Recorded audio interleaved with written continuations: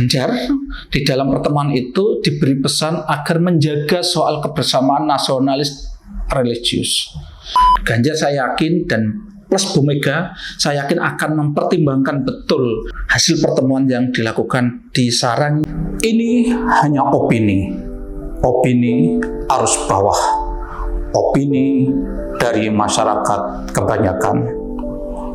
Opini hanyalah sudut pandang.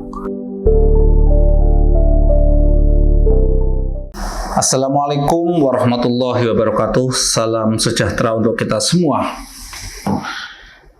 Pertemuan antara calon presiden dari PDIP yang juga Gubernur Jawa Tengah Ganjar Pranowo dengan para masyayikh atau para ulama di Sarang atau Pondok Pesantren Sarang Rabu yang lalu pas bertepatan dengan 1 Muharram itu menurut saya menarik.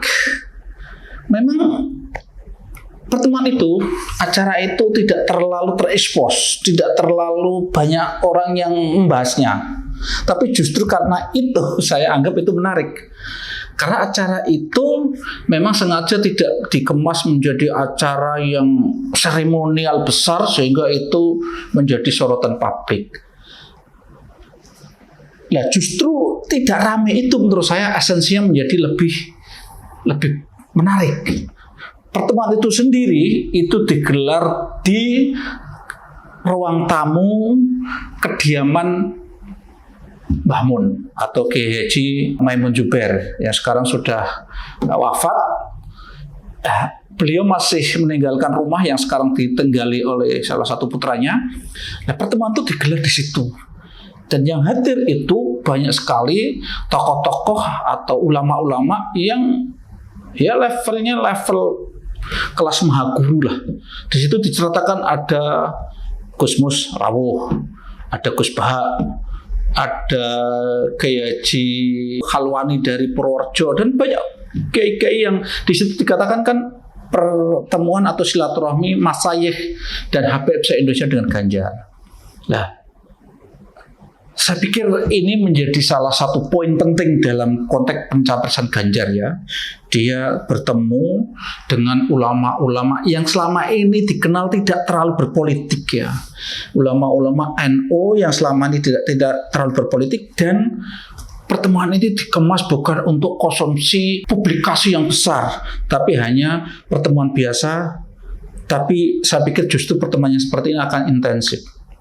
Nah, dari pertemuan itu menurut saya ada poin-poin yang menarik. Jadi diceritakan dari pertemuan itu ada beberapa poin yang disepakati, ada 8 poin yang diantaranya itu membahas masalah soal ini loh, membahas soal komposisi kebersamaan antara nasionalis religius. Nah, ini pertama.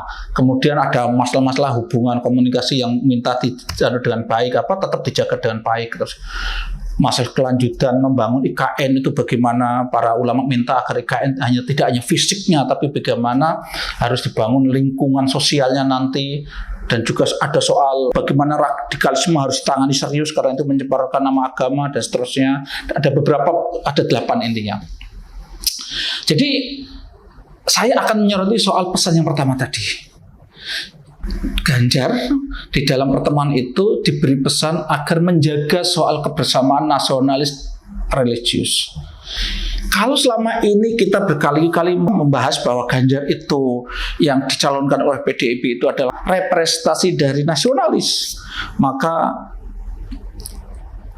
idealnya dan para ulama mengharapkan pasangan Ganjar itulah yang merepresentasikan religius.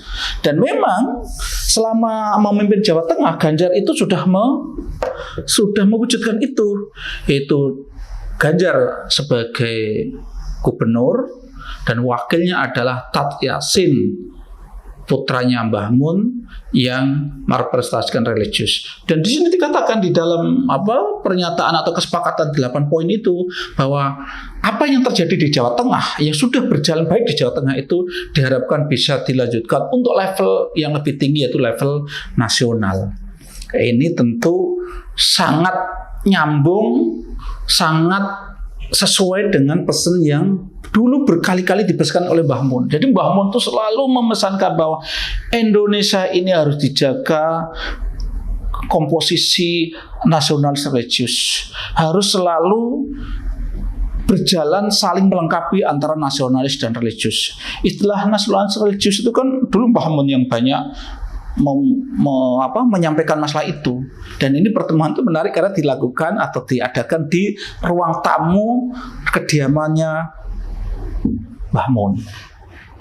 Nah, jadi kalau kemarin di Solo, ini Puan kan menyebut ada katanya itu dari calon itu dari 5 calon wakil presiden yang akan mendampingi Ganjar. Sekarang dari dulu banyak, sekarang jadi 5. 5 itu ada dari partai itu ada siapa itu? Disebut di situ karena kebetulan acara PKB ada Muhaimin katanya kan. Ada AHY itu yang dari partai, terus ada Sandiaga Uno. Terus disebut lagi ada Erick Thohir, terus yang terakhir ada mantan Panglima TNI Andika Perkasa. Kalau saya sih terus terang melihat apa yang dinyatakan Puan itu tidak terlalu serius, tapi beberapa media itu terus menganggapnya itu serius, pengamat-pengamat melihat serius gitu kan.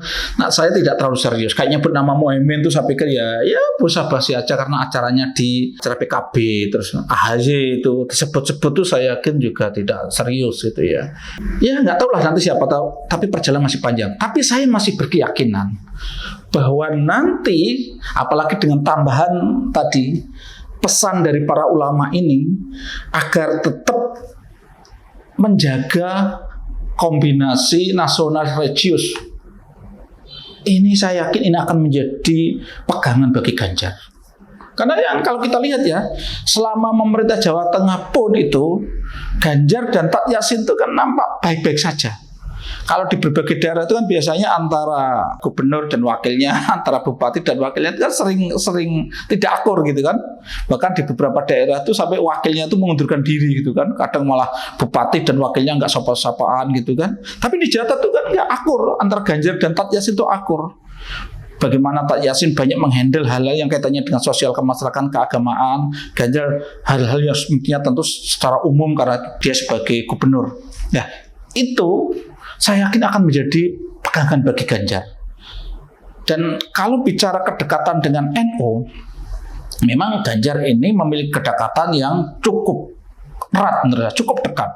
Dan saya dulu pernah bikin konten bahwa di antara sekian calon itu menurut saya Ganjar itu bisa dimasukkan kategori Nahdliyin. Karena saya yakin kultur Ganjar itu kultur NU. Dan Ganjar itu relatif menurut saya, dugaan saya itu cukup, ya paling tidak dulu pernah belajar ngaji gitu. Istrinya itu adalah salah satu cucu tokoh NU.